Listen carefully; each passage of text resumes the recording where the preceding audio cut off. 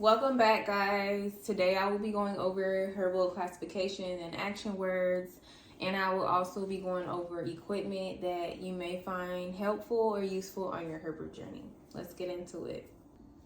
So we'll start off with the simple, common, but very important items. We have the mason jars. Now the mason jars, definitely they're glass. They come in different sizes. Let me show you guys my big thing of lavender. Let's see.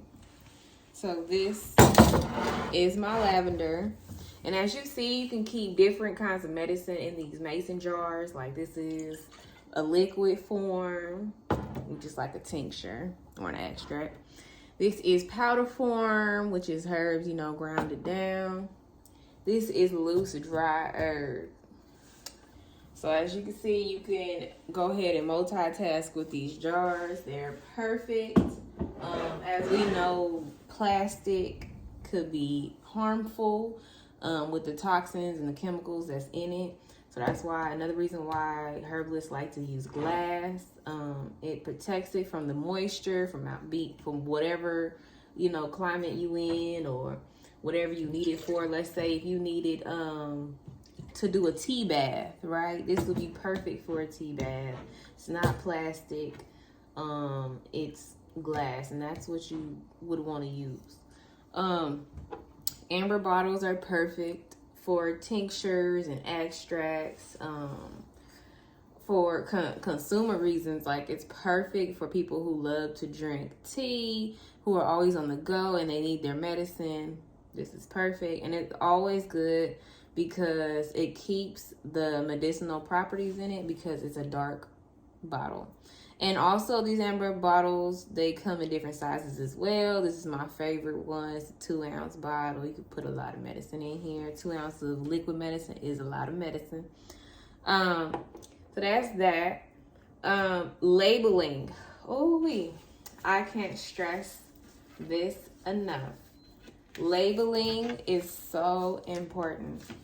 So for example, this is my Her Vibes female support. So it's very important that you put what it is and the date that you created the medicine. Because powder form, it usually expires in 3 years, and you definitely want to know when that 3 years is up. They definitely sell jars, lids, and the little top part separately, okay? And let me tell you, you're gonna want to buy a pack of those because sometimes these get rusted. Sometimes I think these tops have legs and they run away, okay? And also they sell these separately too, and these are so helpful, especially if you have, let's say if you have medicine brewing in a smaller jar. Boom, you put this top on and you're gonna put it in a bigger jar. You just pour it on over and it's gone. So yes, it will strain the medicine out, but we're gonna talk more about strainers in a second. So just a reminder, big jars, little jars, however you like to work and whatever you're comfortable with, or big jars, usually my big jars is usually my loose herb or my ground herb. This is a small one. Let me show y'all.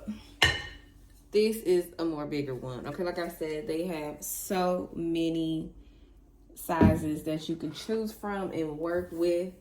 Again, they're perfect for ground herb, loose herb, capsules, your liquid extracts. Okay. And show y'all some more equipment. So if you're looking to create capsules, you definitely will be needing a capsule filling machine. These are the 2 sizes that I have.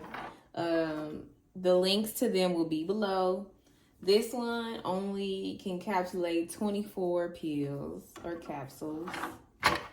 And it comes with different compartments. I'll get into that when I do my capsule making video.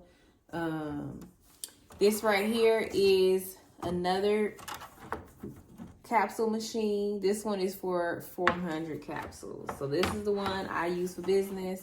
I got it off Etsy. So this will be perfect if you want to do business. But if you know your business will do well, which I'm sure it will, you may want to get 2 or 3 of these while you're doing your own production and all of that. You would need a grinder. Now, you may not need it if you're buying powdered herbs. So basically the herbs that's already powdered, because there is companies that you can just go ahead and buy the powder, boom, slap it on here, work its magic, and create you some capsules. Far as working with whole dried loose herb, you will need a grinder. This is from Amazon. The link will be below. So this is what I use to ground up my herbs and to put it into this powder and to make capsules. Now there's this way. Now let me go ahead and get the other way, which may take longer and it's very old school. Hold on.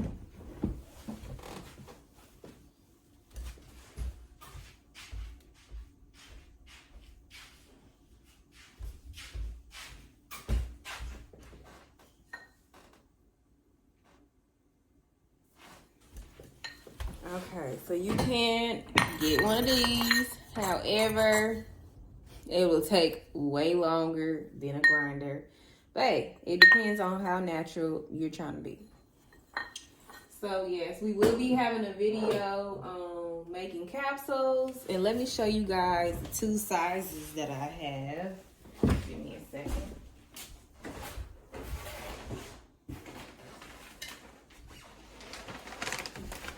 And these capsules, I also get them off Amazon. I will leave the link below.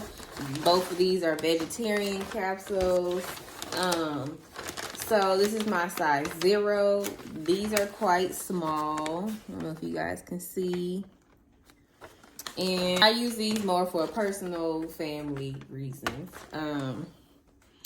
For business, I use 00. Boom. And this is from Capsule Express. This is the bag of 5,000, and I get I'm subscribed to them, so they send me this every 2 months, just so that I'm not behind on my orders and stuff like that. So that's a cool option that Amazon does offer. So that's that. Now, this is for my tea drinkers or people who want to get more into tea blending and all of that. So for starters, we have different kettles. I have an electric kettle. I got this off Amazon and it's my favorite, and I will have the link below.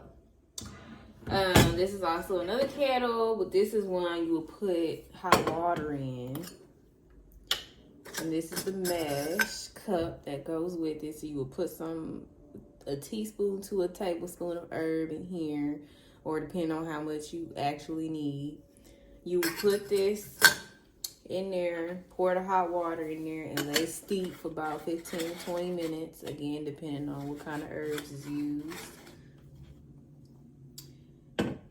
This is a French press, and these are perfect for decoctions and stuff. You'll put maybe 1 ounce of herb or a couple of tablespoons of herb in here, depending on the size of your French press and what the medicine is made for or being made for. Put the hot water in. You would, strain it out, pour it in your cup, enjoy. This is a mesh ball. You would pack this up with the loose herb, put it in your cup of hot water. Again, letting it steep for 15 to 20 minutes. You can get creative and real cute with these. These are more of a simple kind, but they have like heart-shaped ones. You can have a field day with the mesh balls. They out there getting creative with them. Or they have your loose free bags. Now, I prefer bleach free. Yes, these are white, but they are bleach free and more natural. So you want to maybe look out for that when it comes to picking your tea bags. These are not even the only ones I have. I have more of a like a sandy brown paper ones too. in these mesh bags. These are more for decoctions or even bath teas and stuff. So you put all your herb in here, you know, secure it up, put it in your bath or put it in your tea, your foot soak. These right here can go a long way. You can even use them to pack your stuff up. I got these off Amazon as well. I got the pack with plenty of different colors. So I go ahead and go ahead and link that below in the description. Okay. So if you're interested in making tinctures, my best advice, as before, would be your mason jar, amber bottles. Remember, they come in different sizes. These are my 3 go-tos, my 3 bases for extracts and tinctures. So for starters, this is the apple cider vinegar, which usually lasts with medicine for about eight months. You will need a grain alcohol. This is Everclear. It's 120 proof. It's very strong, and this will last a lifetime. You could also use brandy. I've seen vodka being used before. This is vegetable glycerin. This is for, glycerin, non-food grade. This is on my Amazon too. This is probably my least favorite to use, just because I just don't like the preparation method. But it's cool for people who can't have alcohol, or for children who may find vinegar, alcohol nasty. Even though once you have medicine made with alcohol, if you just put it in some hot water, the alcohol will evaporate, okay? That's why it's the oldest way of medicine. But tinctures are great. This is the fastest way medicine can go through the bloodstream, is through liquids, right? So usually people put this underneath their tongue in their favorite drinks. I would prefer a warm drink, especially like I said, if you can't really have alcohol, a warm drink will be perfect for this kind of tincture. Okay, straining and draining. They have these mesh strainers. They come in different sizes. I have a bigger one that came with this. I'll also have the link to that below. Then you have these mesh tops, which are perfect if you're pouring out an extract or a tincture. You can pour it into a bigger lidded jar, or you can pour it into a measuring cup. And yes, so cheesecloths is what I don't have in this video, and I need more. I need to go buy more. So cheesecloths are very, very sufficient when it comes to getting all the medicinal properties out of the herbs. And cheesecloths, of course, if it's not hot, you can just squeeze out all the medicinal properties out of the herb. So I need to buy some more, but here's a picture of some. Also, you could use crock pots. I'm not showing mine here. Mine's put up in the cabinet, but crock pots are also good for making an extract, an oil extract, or a tincture. So crock pots, I'll show you here, and I'll also give the link to that below. I also bought that from Amazon as well. And they're also good when you want to make like your herbal broth as well. So that a crock pot will be very useful for that.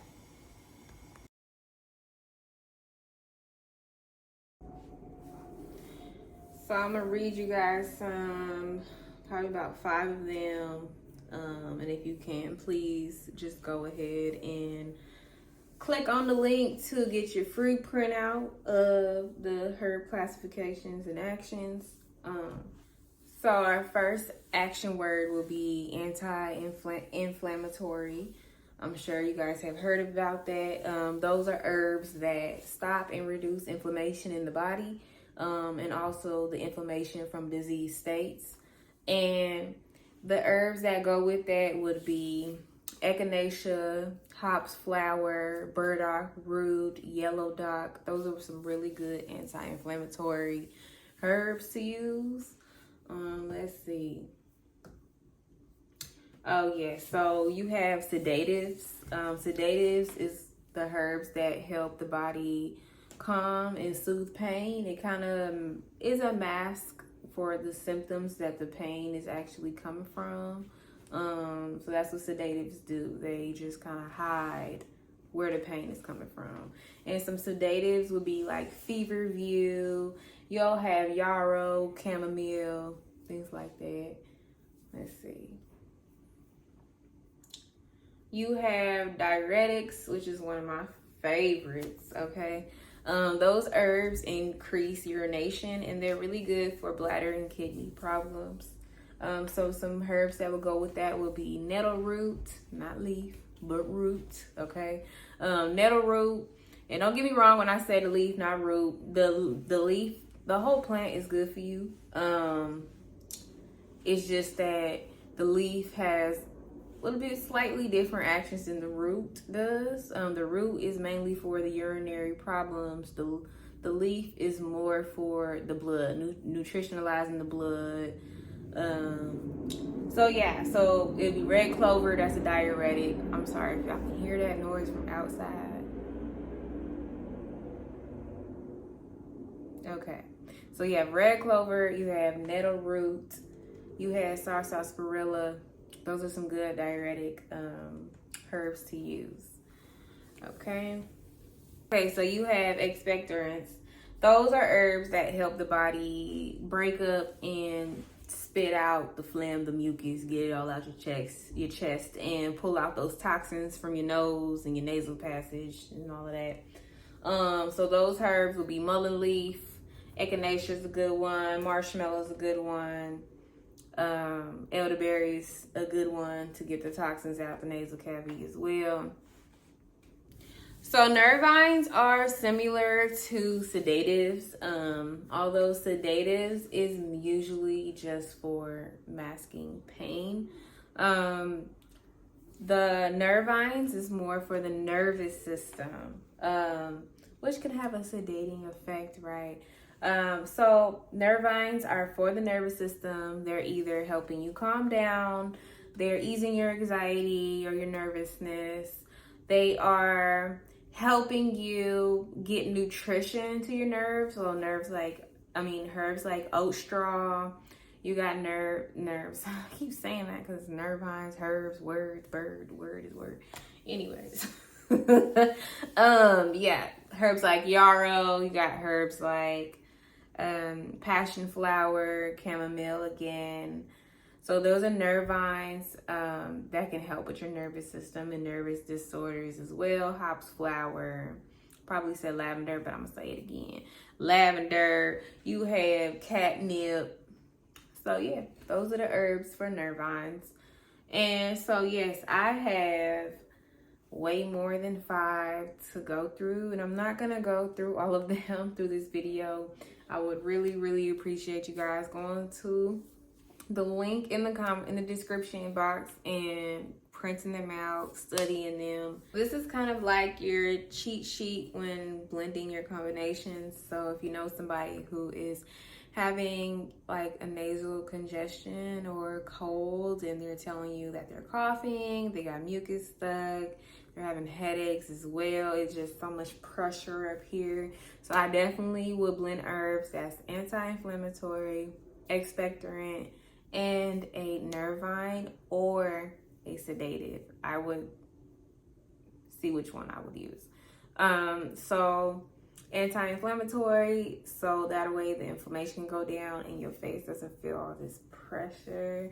I would do expectorant to break up the mucus and have you start spitting that nasty stuff that's going on in your chest. And I'll give you a sedative or a nervine to help you calm and relax as your symptoms are decreasing. So yeah, go ahead and get on your herbal action. I definitely want to talk about why I became a herbalist and how I kind of got to this point of herbalism. So that will be a video for another time. Thank you guys for watching again. Please like, comment, subscribe, share my videos, please. Please comment on what you like, what you don't like. Please comment on what I could do better or how I can best serve you all better.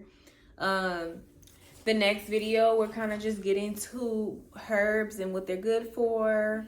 And I will start to get into preparation methods as well. Like, we will be going over how-tos. So yeah, see you guys next episode.